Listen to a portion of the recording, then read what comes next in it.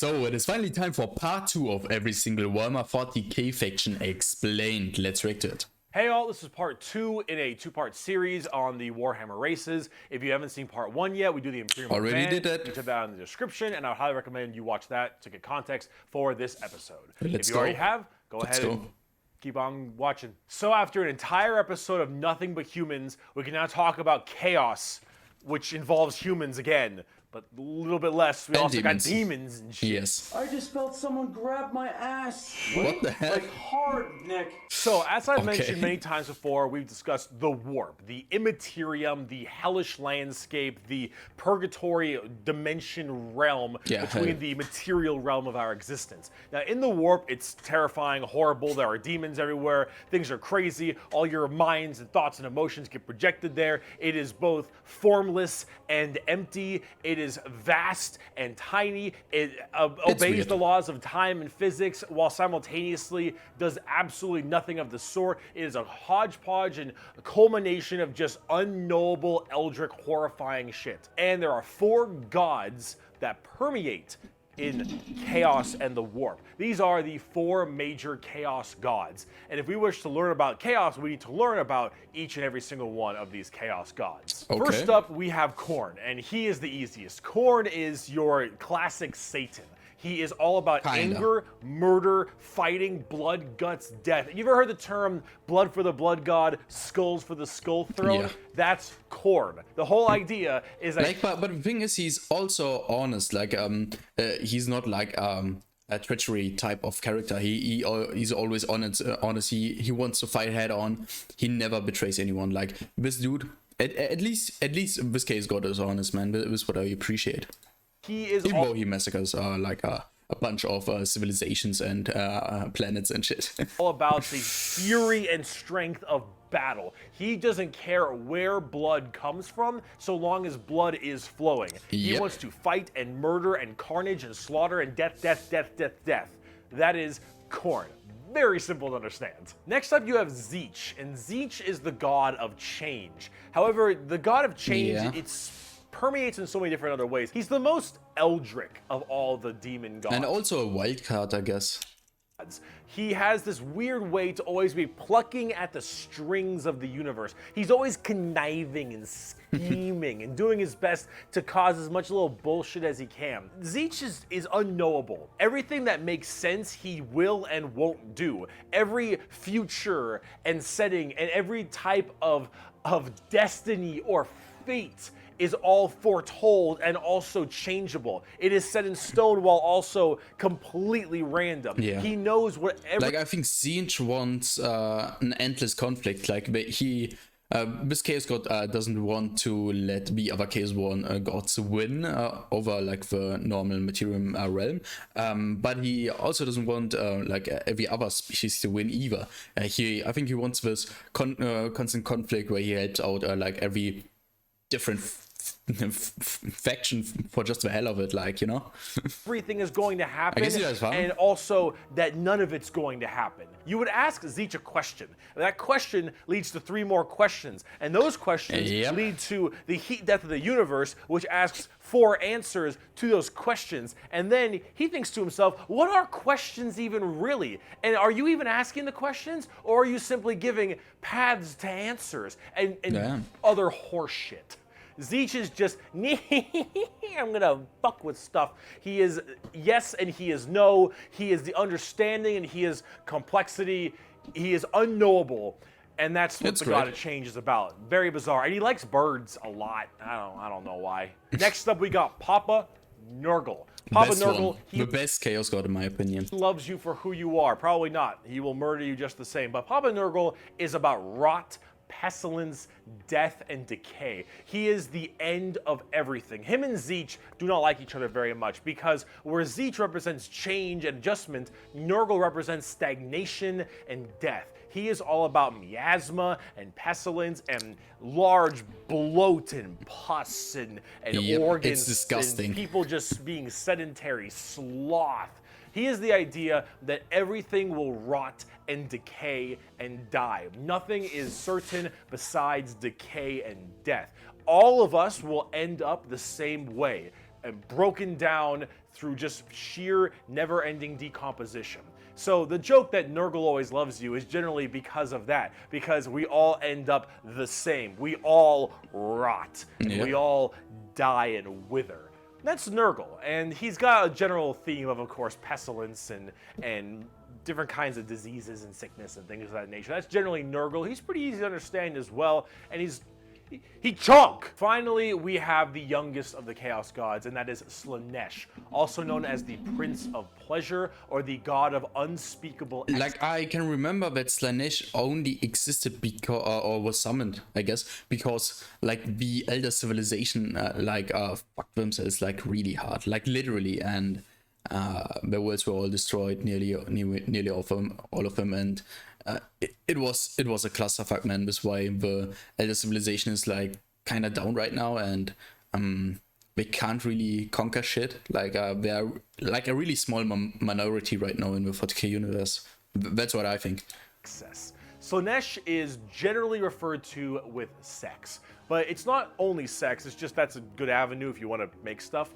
Slaanesh is just the idea of the senses of the body being cranked to not just 11, but more like 17. See, we'll discuss Slaanesh a little bit more when we talk about the Eldar, because they done fucked up, but it, or whatever, is mainly about just the excess of emotions. And therefore, sex is generally a large part of it. However, it's mostly pain and torture. Lots of pain, torture, but sometimes sexually related or drug related. Lots of drugs. Lots of drugs. So that gets off on everything. Extremes in happiness, extremes in sadness, extremes in pain and sadism and masochism. And of course, that goes along with the sex part of it as well. It's generally referred to with sex because of the color scheme, very purple, lots of exposed genitalia. A lot of their models have like exposed nipples and stuff. And that is generally the theme you go for from a physical side, but it really embodies everything, mainly pain and also the excessive amounts of emotion. So when it comes down to it, you'll find a lot of them have things like spikes or whips or any kind of BDSM style gear, because it is unspeakable excess, the Prince of Pleasure, everything in excess to the point where it is just sheer frightening. That is Slaanesh in a nutshell. A little bit bizarre and a little hard to describe sometimes, but as we talk more about the Dark Eldar layer in this video, you'll understand it far better and far more than you'd want to. Now you might be thinking, why would anyone ever want to join Chaos? They all look horrifying, screwed up, and just frightening things, right? Well, the thing is that, of course, one, your mind is put into the warp and the immaterium, so you can be easily swayed by chaos demons when they get into your head, especially if you're a psyker. Sometimes regiments of the less mentally strong people, whether they be civilians or, say, low-level guardsmen or conscripts, can be easily swayed by this and become chaos cultists and stuff, and they serve their dark gods, whatever god they personally prefer. However, and this might seem strange, chaos in their own right isn't necessarily evil. See, the warp is every manifestation of emotion and being, every soul, everything of existence. This includes all the good things. All the different chaos gods have another side to their coin. Khorne might be death, murder, slaughter, slaughter, but he's also got this weird sense of survival of the fittest, trial by combat, and honor. Khorne will never lie to you. Khorne will never stab you in the back. Yeah, this is what I meant. Khorne isn't about conniving and scheming. Khorne is about straight up mano-y-mano, you versus me, get in the ring, we're gonna murder each other hard right now. It may not be a good thing at the end of the day, but it is that other side of the coin. Him and Tzeentch generally don't get along because Tzeentch is that conniving schemer, but he's also about the idea of hope. Where there is change for your predicament. There is change for your problem. Everything the hope can happen. Of the galaxy, the ability to bend the world to your will, the idea that your fate is not set in stone, but in reality that you control your own destiny and can control it whenever you want, the changer of ways. That is Tzeentch. And of course, Tzeentch and Nurgle hate each other because while Nurgle does represent stagnation, death, and decay, he also represents finality and ending. The fact that you can be mentally at peace knowing that you will end and how you will end. Yeah. Fear of the unknown, fear of change is not present with Nurgle. With Nurgle, everything will rot and die, and that provides that finality, that ability. Yeah, there's always a finish line with Nurgle. This is over. We are all the same, and we will all end the same. We know the meaning of life. The meaning of life is to live and die and rot. And with that, it brings peace of mind. Slaanesh is a lot more simple. While they are the excess of emotion, they are also the representation of emotion. Slaanesh embodies happiness. Slaanesh embodies excitement and joy and pleasure, not only in the sense of the physical, you know, bam style of pleasure, but also everything else like food and drink and air on your cheek and sunlight, the feeling, emotion and feeling. All of that is also represented with Slaanesh. So you have to ask, why are they always represented as super evil skulls and spikes on everything and want to murder everybody? I don't really got an answer for you on that one. My assumption is that because mentally humans may think worse thoughts even if we don't act on them, and therefore they're projected in the warp more. That one's a little bit weird. I don't know. This is me spitballing right now, but I don't know. You need a super bad guy. You already got the Imperium of Man. You need somebody to be a little bit worse than them. So you got demons. Honestly, who cares? I just want to buy like a bird magician. Look at him. So cool. So combining all this together, on the tabletop, Chaos Demons are generally very melee-based. They run in, go really hard. You have lots of summoning and conjuring, tons of spells. Generally a little bit frail, but they have special saves. I have experience with Chaos Demons in Warhammer Fantasy, but not 40k. Like, but those are also fantasy units. Like we got these ones in Warhammer 3. Yeah, those are the Skull Crushers. Oh no, the Skull Crushers have hammers. Bloodthirsters, no, Bloodletters of Khorne, standard Nurgle units. Oh, those ones are cute, man. Those Nurgle units, I love them. Like Slaanesh has like the fastest cavalry and shit. Like in fantasy, it's nice. I like it. Also those Siege Flamers, yeah. Like those are literally like also fantasy units. Those are demonettes behind there, bro. Like with literally Warhammer Fantasy, man. They used to make them a little bit stronger. Is it like canon with 40k or what? Are those universes like someone combined? Like Warhammer Fantasy is like some kind of feudal world or some shit. I don't know. You've got giant demons and smaller demons. You got hordes of little boys and tons of big guys. Demons are as they seem. Demons. Nurgle is slow. Khorne is super scary in melee. You've got Tzeentch, who are far more into psychers and spellcasting, and then Slaanesh, who is all melee, really fast but squishy, but in lots of hordes of tons of melee and pain damage, of course. Yep. So overall, the demons are a huge part of 40k and a massive threat to almost every single faction, with the exception of a couple. However, the big part about demons is also transferred into the other 9 Primarchs we didn't talk about, which are the Chaos Space Marines. Yep. Chaos Astartes. Wait, they exist. So Horse and all of his boys, all of them in the Primarchs, they have all they're Chaos Space Marines, but Astartes?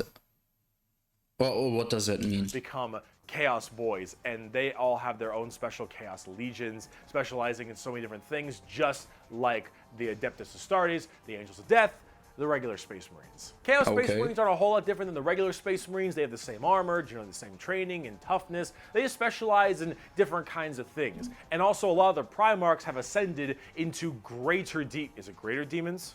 They're demon Primarchs at this point. Gigantic, horrifying man-demon hybrids that are pretty awesome, if I'm going to be honest. They look really cool. Yeah. But them and their associated legions that they are a part of are all kind of going out there and causing a large ruckus for everyone else. Considering the raw strength and firepower of a legion of Space Marines, imagine that entire legion just converting to chaos and immediately fighting you. It's generally pretty horrifying. There's a lot of them, so I gotta write them down. But you've got the Emperor's Children with Primarch Fulgrim, loyal to Slaanesh. These people, they are some messed up people. They're just sensory overload. What is this design, man? This like really horrifying. Tons of drugs, tons of torture. And I think Fulgrim is a demon Primarch right now. And oh god, I am terrified to see what that man looks like. At least on the tabletop, because Emperor's children are not good people. You've got the Iron Warriors, which are kind of like opposite of the Imperial Fists, with Primarch Perturabo, I believe is his name. They're Chaos Undivided. They just kind of serve chaos in a general aspect instead of choosing one of the four. But the Iron Warriors are big on the siege and fortification, and they're basically entirely against the Imperial Fists and are a major rival. Perturabo, I believe, is also still alive, and I'm also very interested to see what he looks like, because Demon Primarchs are badass. You've got the Night Lords with Primarch Conrad Kurz. Conrad Kurz is dead, which is good because he's a sick fuck. But the Night Lords are generally about terrorizing people and terrorism. But it wasn't like that back in the day, pre-Horus Heresy, that were those Space Marines, like the Night ones, the Night Lords.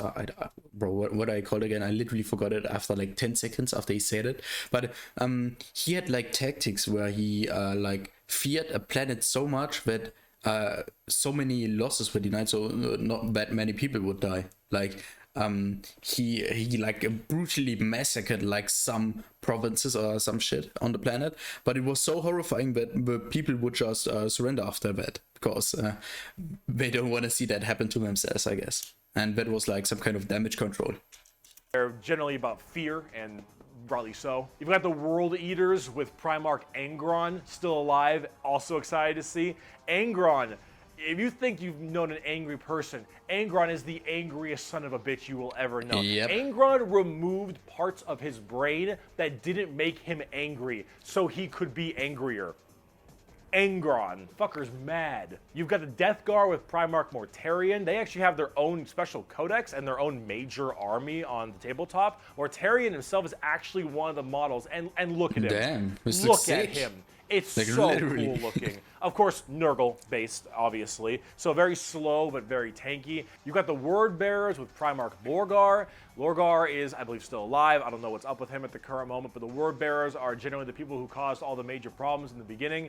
At least I blame them for it. They're little assholes. You got the Black Legion with Primarch Horus. Get fucked, nerd. You've got the Alpha Legion with Primarch Alfarius Omegon. Chaos, I think.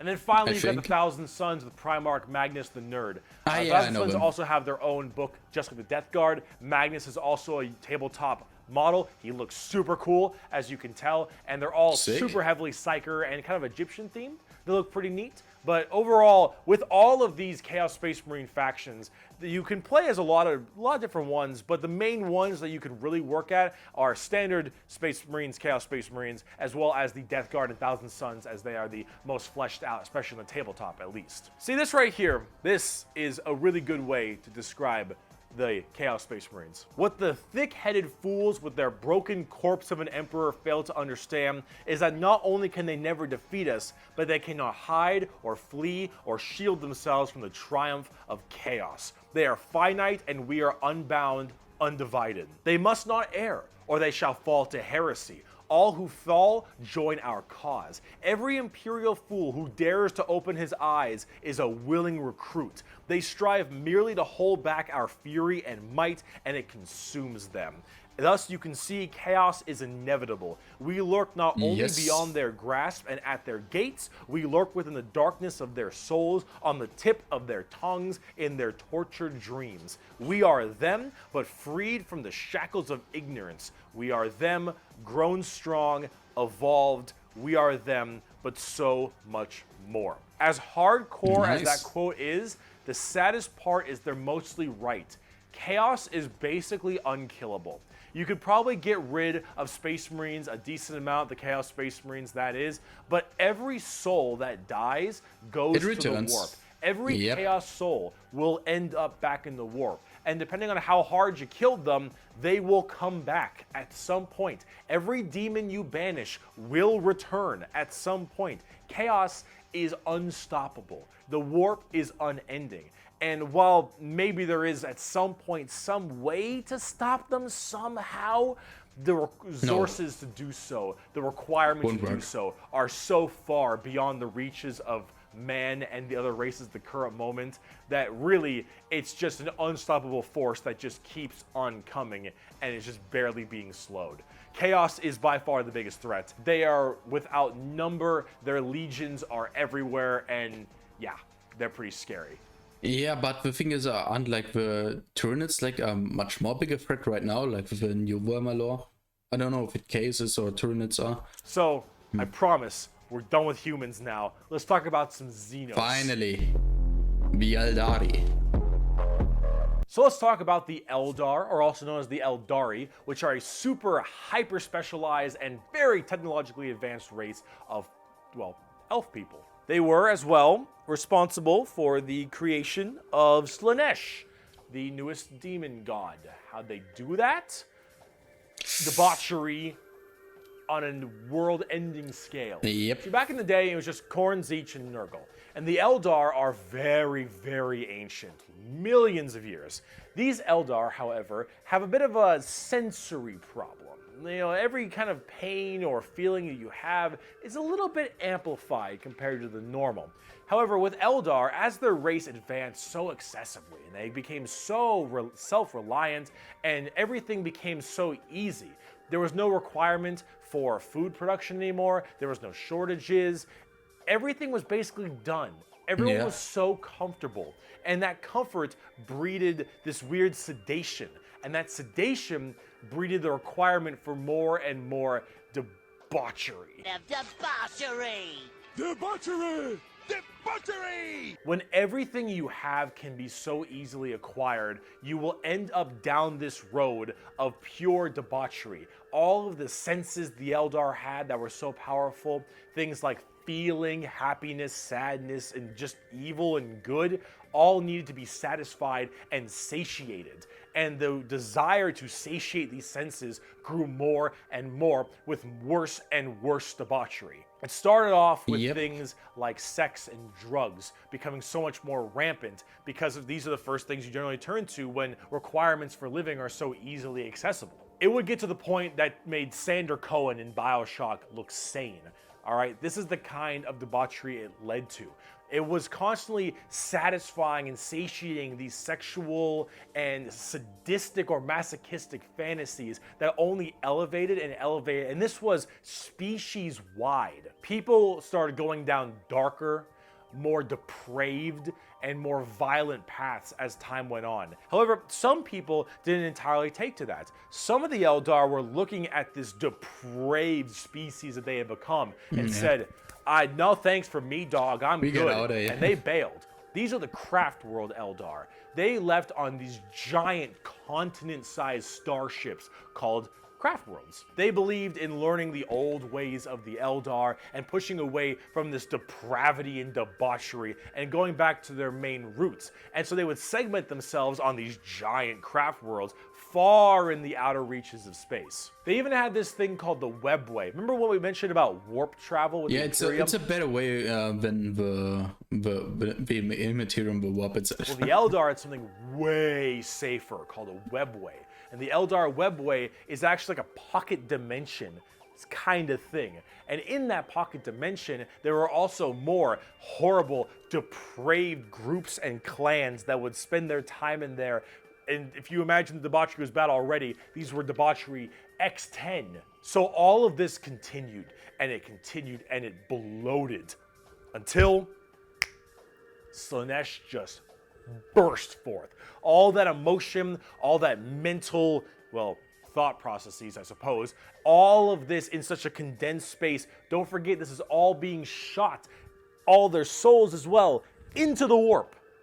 All this depravity right into the warp. So what happened? Boom! Slaanesh was birthed and killed off 90% of the entire Eldar population. Untold trillions had their souls ripped from their bodies and their actual fleshy bodies devoured by Slaanesh demons. The entirety of the Eldar race was eaten alive and their souls consumed to the Prince of Pleasure. All of them got fucked up. It was so bad that it literally ripped a warp hole into the fabric of the Materium called the Eye of Terror. That's literally this like quasi-horrifying gateway portal from the Materium and the Immaterium. I don't know if they can even close it again. Like, is that even possible? Right next to Cadia. And it is horrifying.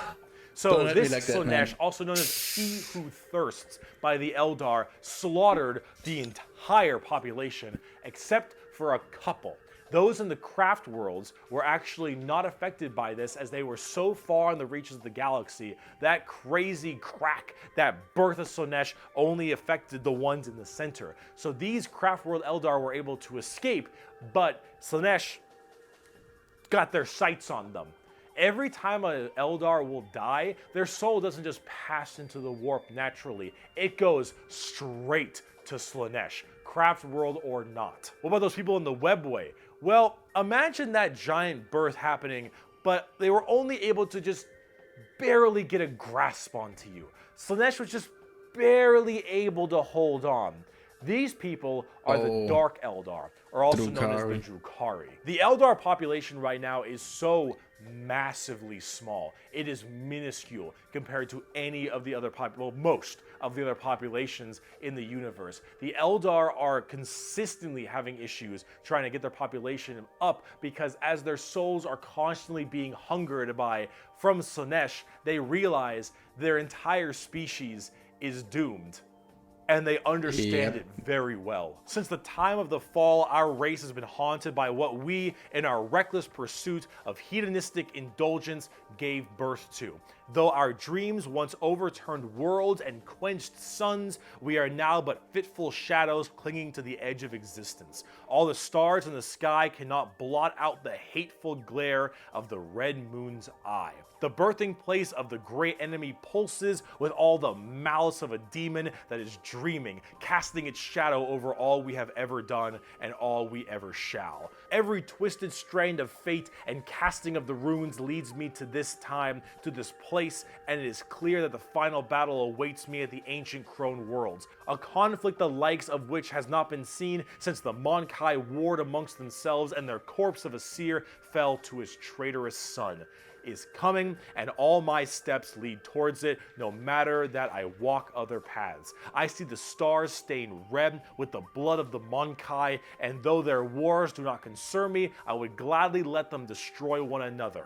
I know that to avoid this fight is to condemn my race to inevitable doom, and though all I see is darkness, I know that I will not flinch from my destiny. That's fucking sad, man. And now let's talk about cute plastic models. Bro, I'm straight up not having a good time.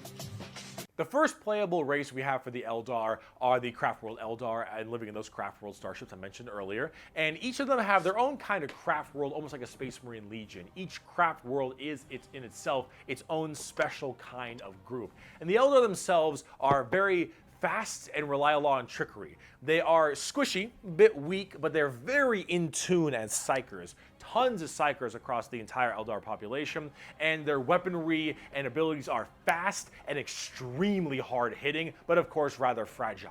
Understanding an Eldar's brain is an exercise in futility. They are all over the place in confusion and trickery on a whole galactic scale. They fight weird, they think weirder, and Eldar in their own right really rely on this to keep their species alive. They need to think about deception and the strangeness of what they do if they truly want to not be immediately murdered and slaughtered wholesale. Lower casualties, thanks to their entirely small population. However, I must say that it seems like their population is getting slightly better. These craft worlds hold millions upon millions of people. And as they continually, reproduce and have their craft worlds expand, losing a few people in battle, while hurts a lot, they aren't really losing what's extremely precious to them. It's not like every single death means the death of their species. It seems like they're kind of on the upturn a little bit. They're still a doomed race being sucked into Slaanesh every time someone dies, but they are definitely doing a little bit better than they were before. Eldar are fast, cunning, and what they don't make up for in tankiness, they make up for in extremely advanced weaponry. They also call humans Mon-Kai, which is something I mentioned earlier. That is a derogatory slur for humans in the Warhammer world. Why is it called Mon-Kai?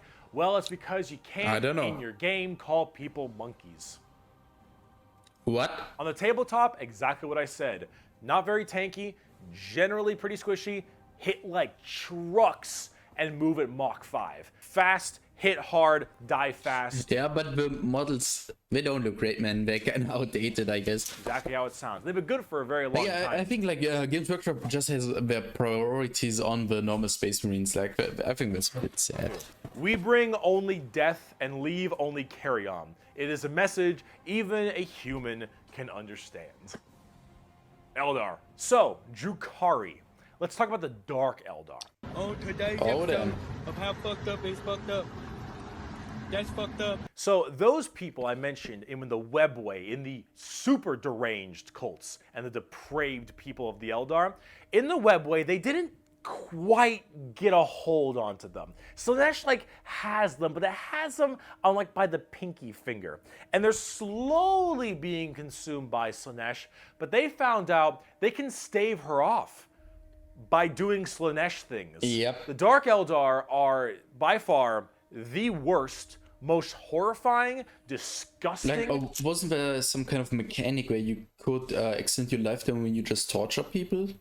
Or something like that to cause more suffering? Depraved and brutal race in all of Warhammer 40k. These are entirely a group of people whose full purpose to save their species from extinction, to go into planets, raid them, and take as many slaves as they possibly can to torture them for 1, 5, 10, 20, a million years, because that torture will keep them from dying. They look very BDSM style too. They definitely have a lot more spiky bits and they have a lot more of that kind of leathery black look to them. But let's say you are an upstanding Imperial citizen, living life on a regular planet. You get invaded by the Necrons. The Necrons will shoot you with a deatomizer and you will be destroyed in a millisecond, and peaceful death. Not the worst way to go. Yeah. You are invaded by Chaos Marines or something.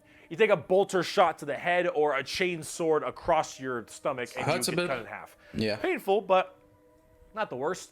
The orcs arrive. They beat you to death. Hurts, but, ouch. you know, whatever. Tyranids, they eat you alive. Yeah. Pretty rough. Like they have literally like cannons or like bullets where like there are worms in it, and it literally eats you alive when it reaches your body, man. Like, bro, that's a disgusting death. The Dark Eldar. The Dark Eldar. This is going to get a little graphic. I apologize. You pray you die. You don't. Yep. You are instead taken as a human slave. Your life will be endless work and agony, 24/7. They will make sure you can't not die, as your pain satisfies them. They will hook you up to all manner of torture devices. They will inject pain-based like stimuli drugs directly into your nervous system. They will slowly run razor blades across your skin. They will fillet you and pull out your teeth and your fingernails one by one. They will remove your appendages and your skin and wait for it to grow back so they can do it again. They will murder and torture and use the R word, it rhymes with grape, your entire family in front of you and do the exact same thing to them. You yourself will also be rhymes with grape anywhere and everywhere possible. And this will occur for 20 years until you are no longer satisfying to them. And then you will be contorted, crushed, and twisted into some form of trophy, a fleshy trophy, or a ring, or a couch, or a TV stand, or perhaps a wonderful hat, while you are, of course, still alive and breathing. And you will become a moaning, fleshy trophy for eternity. And that is what happens when you are taken by the Dark Eldar. They are the most depraved, most horrifying race in all of 40k. They look the part, and they do it so they all don't die. They are literally forced to do this. Yeah. Because if they don't, Slaanesh's grip will get harder, and they will have their souls pulled away. So long as they keep doing this, Slaanesh is like, "You're doing good, man. You're doing solid. You keep that shit up, you elf-eared bastards." That's the Dark Eldar. That's the Drukhari.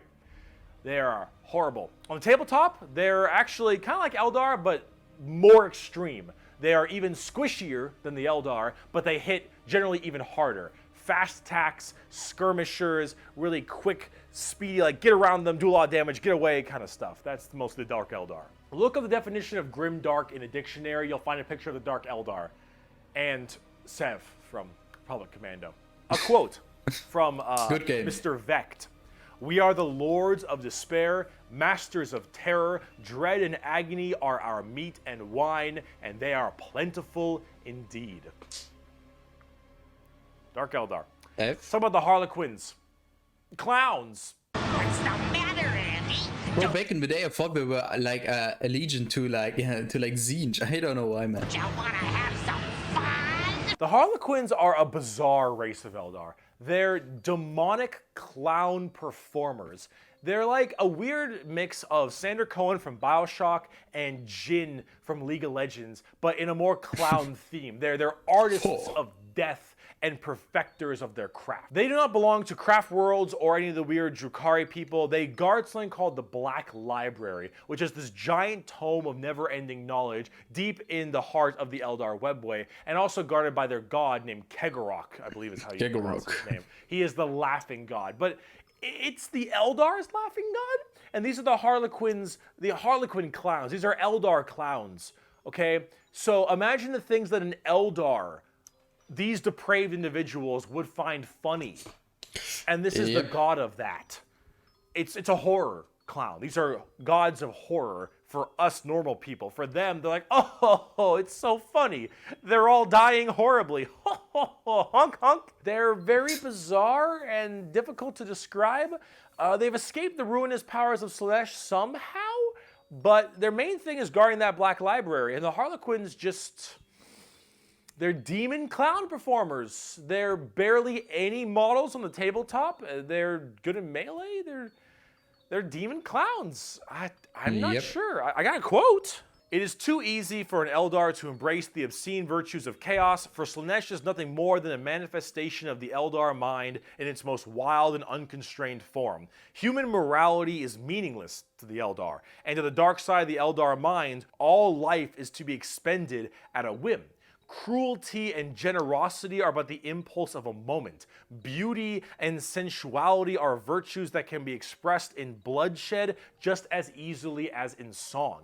To an unfettered Eldar mind, there is neither sanity nor madness, but merely a wave of perfect existence fulfilled by its own savage momentum. Very poetic. They're very strange. The Harlequins, Drukhari, Eldar, they are an anomaly that make humans seem completely easy to understand in comparison. They range from rekindling their civilization to horrifying murder and also clowns. They're all over the place, but honestly, they represent quite well and are rather interesting, especially with the whole Slaanesh murdering everyone bit. Yeah, Eldar. Now, bugs. Ma, they following me, Ma. They following me. Tyranids, man. The Tyranids.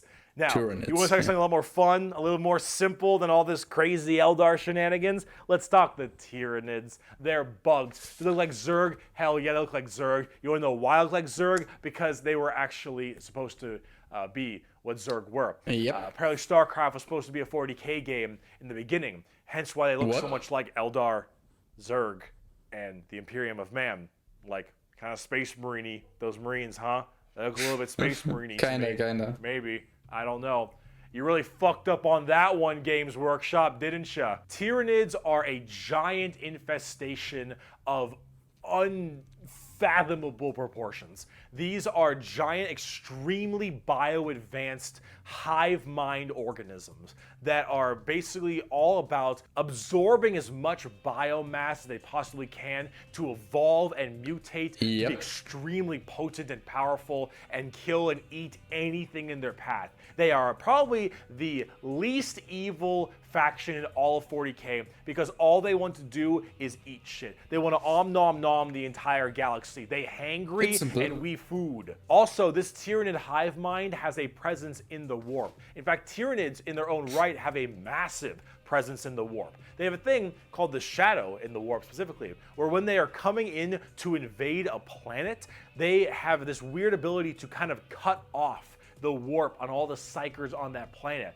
And how do you get help across the stars? Well, you need the warp because you need that for interstellar travel. So with people unable to call for help from the Tyranids, these are just easy pickings. And an entire giant Tyranid hive fleet comes out of orbit and just will massacre, absorbing all that biomass and turning them and all of their other Tyranids into even more advanced monsters. They come in so many varieties too, all based on what is important. Tiny little ripper swarms for scouting and having little dudes eat people up, to the Hormigons, Termagants, and Genestealers, all the way to the Hive Guard and the Exocrines and the Swarm Lord, to Hive Tyrants and their giant battle fleets, and even something as crazy as the Hierophant Bio Titan. The Tyranids come in all forms and sizes depending on what they require. They are extremely good at anti-biological weaponry. There is no way you can plague them or blight them. They have extremely strong armor,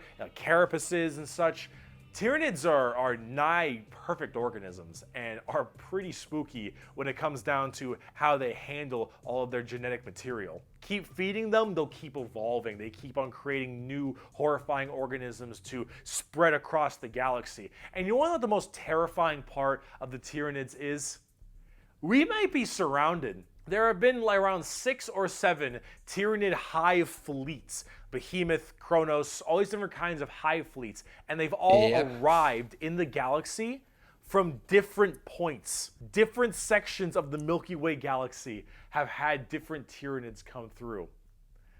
And that is horrifying. Because as far as we know, we could just be surrounded on all sides by Tyranids. The only reason you may not hear a whole lot about Tyranids is because it's a little bit hard to have a bunch of story off of one hive mind genocidal monsters. All these giant bugs swarming in, killing and eating everybody and evolving. I mean, as cool as there are some cool characters, the Swarm Lord, Old One Eye, you can't really have a whole bunch of major character-based stories around them. As awesome as they are, they're simple. They want to eat you. They want to eat you and absorb your biomass. They are simple bugs. If you want something a little more complex, talk Genestealer cults. I can have all the pot I want. I get around faster than walking. Their own separate faction or what? And wherever I need a seat, I can just sit on my balls. Genestealer cults are a special brand of Tyranid that can slowly infect themselves into different kinds of society. And by infecting them, they can rise up to where they all pray and believe in these regular humans, pray and believe into their Tyranid hive mind gods. And these brood lords and I think they're called patriarchs all can turn an entire world all based into Genestealers. And these are called Genestealer cults. An entire hive world of the Imperium can be turned into nothing but servants to the Tyranid masters just by infecting them and screwing with their genetic code a little bit. They also have this cool Mad Max look, which is really neat. They are definitely one of the bigger threats to the Imperium besides Chaos. I keep saying biggest threat to the Imperium. They're up there though, because you, dingus, stepped on a bug in middle school. Asshole. There is a cancer eating at the Imperium. With each decade, it advances deeper, leaving drained, dead worlds in its wake. This horror, this abomination, has thought and purpose that functions on an unimaginable galactic scale, and all we can do is to try to stop the swarms of bioengineer monsters it unleashes upon us by instinct. We have given the horror a name to salvage our fears. We call it the Tyranid race. But if it is aware of us, it must know us as nothing but prey. Tyranids. They're cool. Damn. But are they as cool as the orcs? Every squid's gone red! That means I'm super fast! Orcs. OG affection and elephant. Orcs. I fucking love orcs. So, yes, the green monsters, the green tide, the green skins. These orcs, they are in fact a race in 40k. The orcs are as exactly what you expect them. They have archaic weapons, they're big boys, they have axes, and they have got big old teeth. I don't know if it's true, but I can remember that there was a race before all that shit happened, and they created the orcs and Eldari. The orcs were supposed to be a species with insane amount of strength. They were much stronger back in the day, and Eldari had much better psychic abilities back in the day. And both races Yeah, I don't know, man. But they were much stronger back in the day. And they want to kill everything, and there are so many of them. The only reason they haven't taken over the entire galaxy is they can't stop murdering each other. Yes. Orcs are so cool. Orcs don't have philosophy. Orcs don't have existential crisis. What matters is who's the biggest orc. You listen to that guy, because he the biggest orc. He big orc. Big orc knows best. You win through the power of imagination. Of all the races I have battled throughout the galaxy, the orc is the hardest to comprehend. They wage war with machines that should not work, care little for strategic gains, and are just as likely to slaughter each other as the enemy. How does one battle an enemy that defies all logic? As an orc, you're enjoying life. You're enjoying the life you're given. Your whole life and job and purpose. But, like, they're the only race which is like really happy with the state of the universe right now, Galaxy. Is to get up and beat each other to death because you can. The biggest orc is the man who understands everything. He is the boss. And orcs have this really weird, like, big, dumb, stereotype British accent, which is just hilarious to me. Those are orcs. You fight. You like to fight. Your whole purpose is to fight. You wage war because you want to wage war. You got your boss over there, and you better listen to the boss, because if you don't listen to the boss will squish you and make you an example for the other orcs. And then you can't fight because orc dead. And orc dead can't fight because orc dead. Orcs. They scrap together machines out of parts that don't make any sense, and because they believe, they have the mental imagination that that machine will run, it'll run. If that machine's out of gas, you're driving that machine with your fellow orcs, and the biggest orc is behind the wheel, and you run out of gas, some orc behind you is like, oh, Zog, we're out of gas. And the big orc is like, no, we're not. I filled the fucking gas tank up earlier. And all the other orcs are like, oh yeah, you did do that. And then you turn the fucking mech back on and it works again. Does it have gas? Probably not, but it works. The power of imagination. They paint things red because it makes them think they goes faster. They paint things purple because it's the sneakiest color. You want to know why? You ever seen a purple orc? Never. Didn't fucking think so. Orcs are also like ancient as hell. They're back in the Eldari time frame. But back then they were called Krorks, and they were much larger and scarier and far more intelligent. Now they're just orcs, and they're big, dumb, and they smack things. But they're pretty spooky. They're not very well armored, but they hit really hard. And it's called the Green Tide because there are so many orcs. There are about as many orcs as there are Tyranids. Maybe more. Who knows? But they keep on, murdering each other, so it's not too bad of an issue. Orcs are entirely comic relief. Their stuff is slapped together. That makes no sense. Their vehicles don't work the way they're supposed to, but they work because they think it works, because they imagine that it works. Orcs care only about who is the biggest orc, and they will follow the biggest orc. And then if they want to be the biggest orc, they'll challenge the biggest orc. And then when they go and they issue a wa is just war in orc, they murder everybody and everything in this giant tide of green orcs who are just excited to be hitting something. They don't care that they're hitting Eldar or the Imperium or Tau or anyone in between. They're just so they get to beat shit up.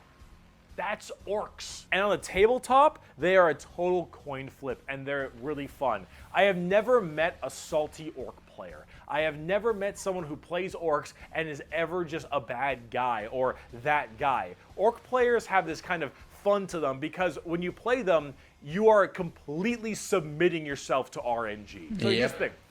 Guardsmen, Imperial Guardsmen, when they shoot, they roll a dice, and on a 4 up, they'll hit their target. They have a 50% chance. Space Marines, pretty good. They hit on a 3 or higher because they're well trained. Adeptus Custodians, they hit on 2s because they're just super well trained. Orcs, they hit on a 5 or higher. But if they roll a 6, they get to make another shot with anything, from the dinkiest pistol to the biggest rocket launcher. It doesn't matter. Half of their stuff will blow up on a whim. One of their medics, if you roll a 1 to heal someone, you fuck up your surgery and you just kill an orc. They're so wacky and silly. But the thing is if you roll well, you roll high, and you keep rolling high, you are going to crush people. And if you don't, you lose. And that's what you get when you play orcs. That's what happens when you play orc. It's a coin flip. which is why you can't be a salty bitch when you play orcs, because things won't go your way. It's just the roll of the dice. You're playing a dice game. But if you're going to have fun, and you want to be stupid, and you want to be silly, you're going to play some damn orcs. But on the opposite side of the fun part of this, let's talk about the Necrons. Yep. The Necrons are spooky, scary skeletons and very grimdark again. They have a much more fleshed out lore than before. Back in the day, they were just undead Egyptian space terminators, and they still look that way, but now they actually have a story. So way back in the day, you had the Necron tier. Kind of see a theme here: Eldari, Eldar, Krork, Orc, Necron, Necron tier. Really so old. Necron tier were this race of generally kind of shitty people. Not because they were personally shitty, but because their lives were awful. They were ill-fated to a horrible existence of like radiation and a terrible planet they lived on, and everything just really sucked. Being a Necron tier was just really depressing. They really were looking for immortality. They were extremely reliant on the hope that they would eventually find the key to living forever and to stave off this horrible nature that they were thrust upon them, and therefore they could become the most dominant race in the galaxy. And they found this group. They're called the Old Ones. Imagine them kind of like the Forerunners in Halo or the Xel'Naga in StarCraft, right? These more like the precursors in Halo. Old Ones were these strong, pretty much omnipotent beings, and they of course knew the key to immortality. So the Necrons went to them and said, please show us your ways. And the Old Ones said, piss off. Not really, they were a lot more humble about it, but they did not want to share their secret of immortality with the Necrons. The Necrons of course took this very well and waged war with them, kind of under this united banner. The Necron different dynasties didn't really like each other, but under this one man, the Silent King, he thought the best way to unite his race was to do this giant war with the Old Ones out of spite for them keeping the secret of immortality to them. This was known as the War in Heaven, and this is actually like a multi-stage war, because during this war in heaven, they discovered the Star Gods, a whole new race of people known as the Catan, or the Catan. These Star Gods were also very much like Old Ones, almost omnipotent beings, and they too had the key to immortality. And so the Necrons went to them and said, hey, can you help us fight off the Old Ones? Can you help us kill these Old Ones, you, the Catan? And the Catan said yes, and in fact, we can help provide you with the immortality you so desperately seek. So the Silent King of the Necrons decided to make a pact with the Catan to allow them to accept this generous gift of immortality upon them. But this, of course, had been a horrendous trap, and the Necrons were dragged in chains to this biotransference where their flesh was stripped from them, replaced with nothing but a metal hollow shell, as their souls were ripped from their body and fed to the Catan. And the Catan fattened up. They got chonk on the souls of the Necrons. As this was their plan all along, they consumed the flesh and souls of the Necron tier and turned them all into unwilling robotic slaves just to serve their will. And then, with their new-founded Necron army, they pointed their guns at the Old Ones, and the Catan continued their domination of the stars and their genocide, complete and full genocide of these Old Ones. The Old Ones did their best to stave it off. They even created other races, the Eldari and the Orcs, to try to fight off the horrifying Necron army and the Catan above them. But there was absolutely no possible chance for them. And the Old Ones were absolutely extinguished across the galaxy. Their entire race completely removed. Full-on 100% genocide. However, during all this, the Catan, so just infatuated with their victory, started fighting each other for fun, for sport, and for small differences, doesn't matter. The Catan, with these overpowered people, they're going to eventually hit each other at some point. And as they began just menially fighting each other, the Eldari and the Orcs actually started pushing on the Catan's borders a little bit, giving them a little bit of a run for their money. And as this continued, this is when the Silent King, who retained his consciousness, decided to leap into action and start a full full-scale revolt against their Catan masters. And this revolt was bloody, as the entire Necron army was surged off to destroy these star gods. They were able to, just after suffering horrendous losses, were able to turn the tide of the war.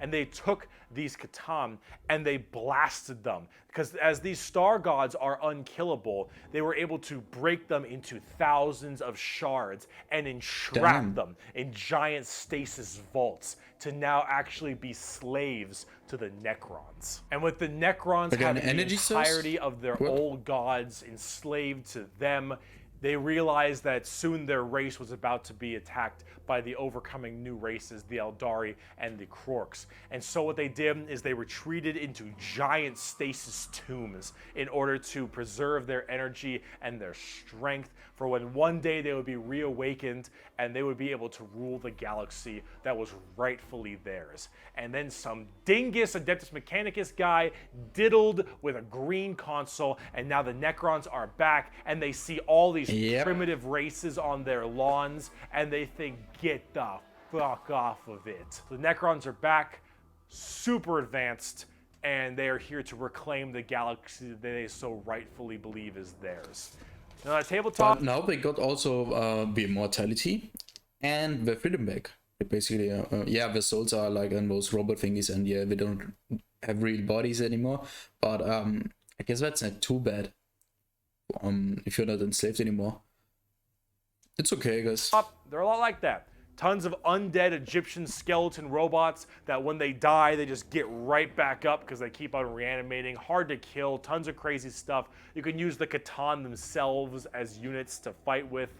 It's pretty cool. The Necrons are one of the three major events in 40k. The Horus Heresy, the Fall of the Eldar, and the Awakening of the Necrons are all pretty substantial events. And the Necrons themselves are pretty dang cool as well. Here's a good quote from a wonderful Dawn of War game. Lucky creatures, as long last you have found the tranquility of death. I was like you once, clinging to life and blind to the truth. When I uncovered the truth, I too shuddered and paled with fear. Deep in these catacombs I was remade. Here my brethren slumbered for eons while the living grew like weed. My Lord knew this day would come. He had plans for us all. We would purge this world once more. So come, poor victims of life. We will grant you tranquility in these crypts. Kronos will be a tomb world once more. Necrons are also pretty smug. Trazen the Infinite especially, a little dickhead. But speaking of dickheads, last race, let's talk the Tau. Communists. The exact formation of the Tau Empire is not entirely understood.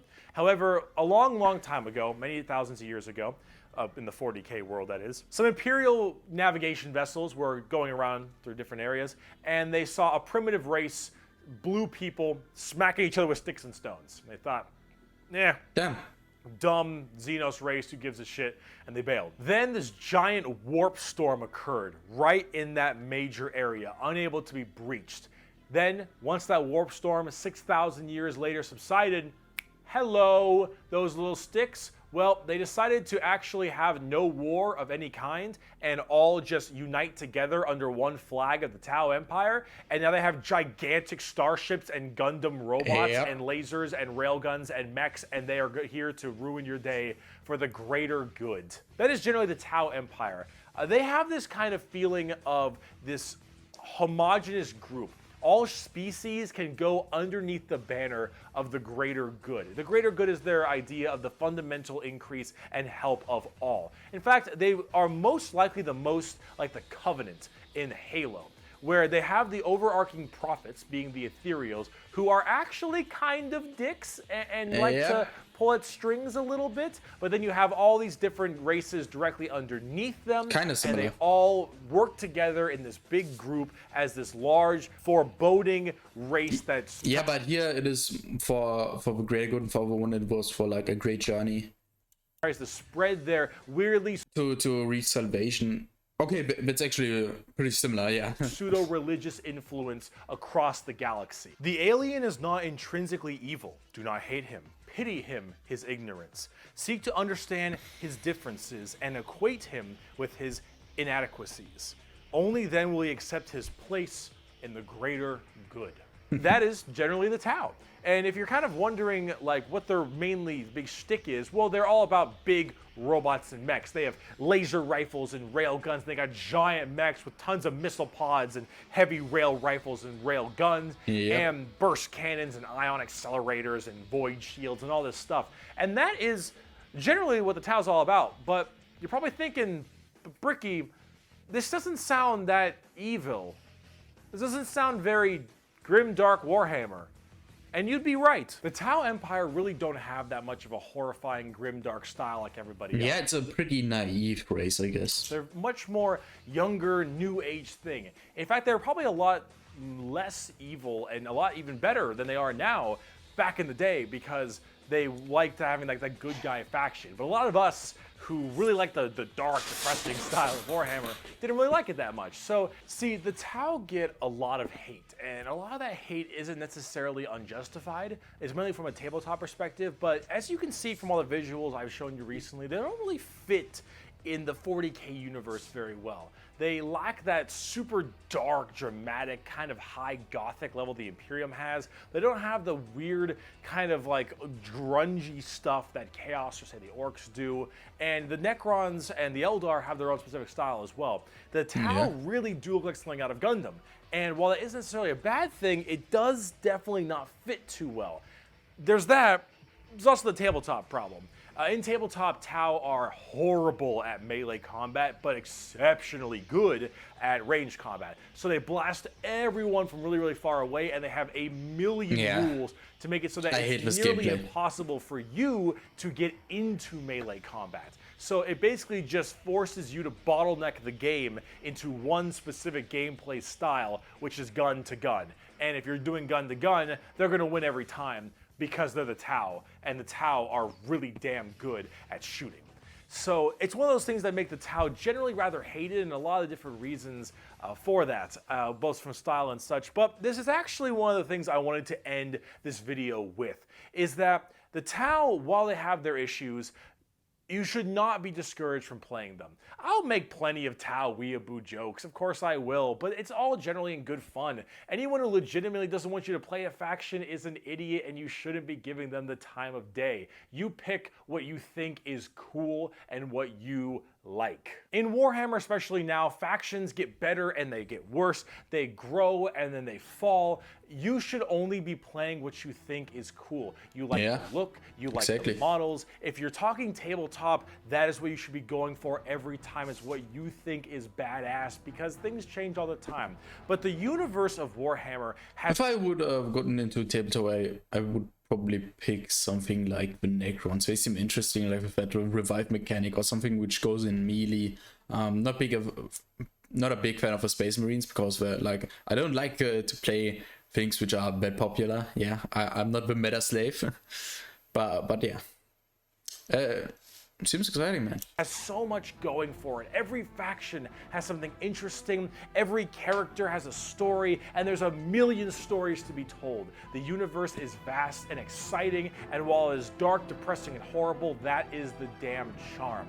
And out of everything I've told you in these two videos, if anything you could take away is the reason why so many of us are so into this series and why we like it so much. Because with so much variety, such an expansive universe, and so much that can be done, you can find yourself having a pretty great time. Thank you so much for watching this video. I hope it's been informative to you. If you'd like to see more of me, Bricky, you have twitch.tv/Bricky for my streams. You have my merchandise site, in which I was wearing all of my merch, but underneath this, because I had to wear this so it wasn't black or white for the green screen, which is a little unfortunate, but it's fine. If you'd like to see merch, it is in the description. Also, if you'd like to support me on my Patreon page at patreon.com/Bricky for more videos like this, then that would also be wonderful. So Twitch, merch, Patreon, any... Bro, that was it, man. Go support Bricky. 1 hour Warhammer content. That's insane. Like, you've recommended me some other Warhammer videos. I'm gonna react to them as well, but I'm also gonna do some Tower Fantasy videos in the future, like in the next few days. Like I like that game. I want to explore that more. But yeah, let's talk about Warhammer, bro.